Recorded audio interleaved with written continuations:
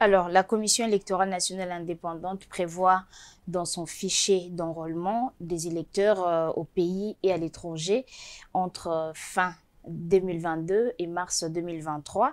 Ça sera une première expérience parce que depuis, le pays prévoit toujours les faire, mais ne l'a jamais fait.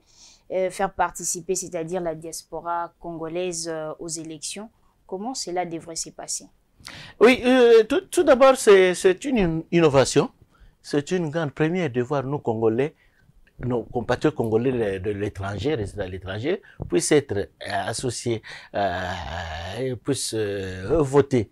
C'est une innovation. Mais on le refusait à son temps parce que la plupart des régimes en Afrique sont combattus par leurs compatriotes qui sont à l'étranger, qui combattent à cause de la dictature, à cause de la mégestion, à cause des violations des droits de l'homme.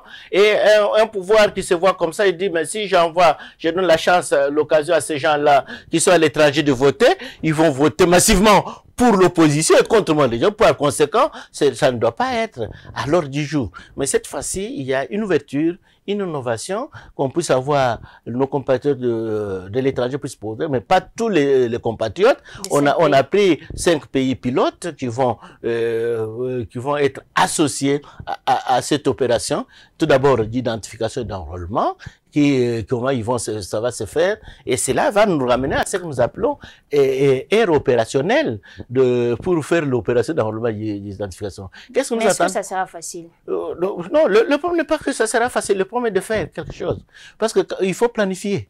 Quand vous planifiez, vous allez dire, est-ce qu'on vous a dit, ça sera facile d'avoir des caméras numériques et ça sera facile.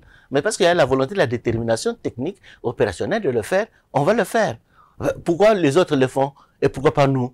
D'autres pays le font, et pourquoi pas nous? Donc, c'est comme ça qu'avec cette opération, va permettre à ce que l'opération d'identification d'enrôlement des électeurs sur le territoire national de la République du Congo et dans les 5 pays désignés et retenus comme pays pilotes par la Commission électorale nationale indépendante puisse se faire sur base des aires opérationnelles ou bien zonage. Aire opérationnelle, ça veut dire quoi? Au lieu de faire le recensement d'identification le même jour, le même mois, sur l'ensemble, sur 26 provinces et de l'étranger, ça pourrait poser des problèmes à cause de matériel, ainsi de suite. On dit, bon, on va répartir, diviser le pays en aires opérationnelles, 3 aires opérationnelles. Aires opérationnelles, nous avons 26 provinces, par aire opérationnelle, nous mettons 9 provinces. 9 provinces, 9 provinces, 9 provinces.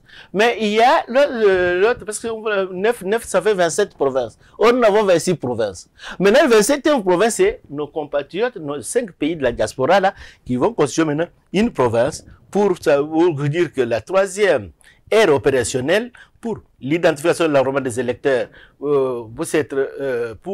puisse compter aussi nos compatriotes de la diaspora. Et par aire opérationnelle, on a listé 9 provinces. Aire opérationnelle 1, Kinshasa, Bandundu, Congo central, etc. Nous sommes là. Aire opérationnelle 2, au Katanga, le 2, Kasaï, 3, Kasaï, ainsi de suite. Aire opérationnelle 3, c'est d'autres provinces, y compris la diaspora. Et maintenant, on va faire le travail, c'est là où il y a encore travail de la révision du fichier électoral, madame. Parce que par aire opérationnelle, nous prenons les machines qui vont travailler dans aire opérationnelle numéro 1, Kinshasa et autres. On prend ce matériel terminé, on l'envoie dans aire opérationnelle 2, on envoie dans aire opérationnelle 3. Et on a planifié 3 mois. Oui, on planifie, mais l'exécution sur le terrain, ça peut poser des problèmes. Tout d'abord, même l'acquisition de matériel, ça avait posé des problèmes. Et la passation de commande, on vient de faire, de désigner maintenant une firme sud-coréenne qui va faire ce travail. Et madame, avec le travail technique, il faut en tout cas intégrer dans la planification les imprévus ou bien des aléas techniques.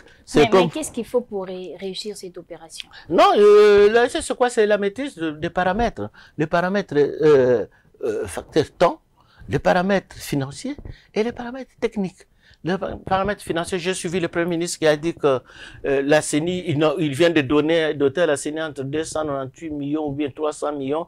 Or, nous sommes aujourd'hui au mois de septembre. Or, sur le 645, donc il est sur 345 millions. Et nous sommes à 3 mois, nous sommes septembre, octobre, novembre, décembre, à 4 mois de la fin de l'exercice 2022. La CENI qui a demandé 640, il est déjà en possession de 300, et ça représente à peu près 49 de pourcentage. Est-ce que notre gouvernement, qui a fait comme une avancée en donnant déjà à peu près 300 millions de dollars à la Commission des transactions indépendantes, est-ce que dans les 4 mois, la CENI aura les 345 millions qui restent?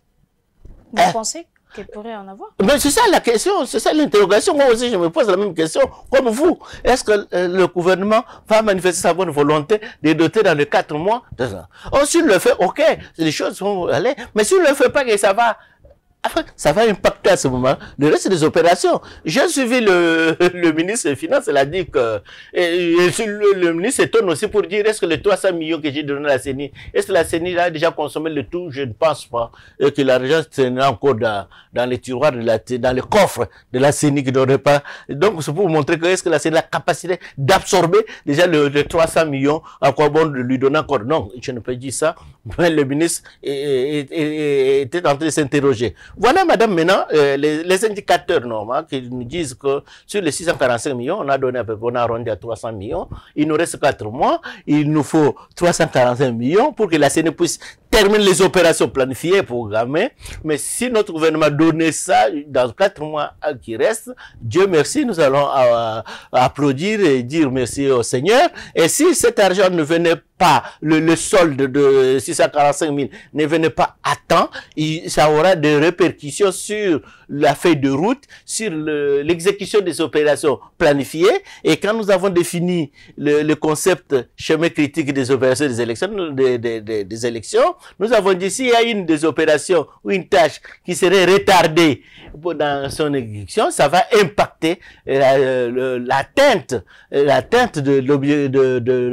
du respect du délai constitutionnel. Et à ce moment-là, le curseur électoral qui est sur 2023 risquerait de basculer sur 2024. La conséquence à ce moment-là, de moyens financiers. Et parce que quand on organise les élections, madame, il y a 3 choses qu'il faut retenir. Il y a la volonté politique. La volonté politique qui veut que les élections se tiennent dans le délai constitutionnel. Et cette volonté politique doit être exprimée par qui est porteur de cette volonté politique? C'est le président de la République. Le président de la République lui-même s'est dit disposé, déterminé à ce que les élections se tiennent dans le délai constitutionnel. Là, c'est déjà un acquis. À travers cela, nous avons dit que le président de la République puisse concrétiser cette volonté politique auprès du ministre du Budget et ministre des Finances pour que le décaissement de fonds pour la Commission électorale nationale indépendante puisse être régulier, sans lequel on risquerait d'accuser un retard dans les choses. Et le deuxième, c'est la volonté technique. La volonté technique dans l'organisation des élections, c'est le pouvoir organisateur des élections qui est la CENI. La CENI aussi dit qu'elle est d'accord, elle est avec son nouveau leadership, et déterminée à tenir des élections dans le délai concerné.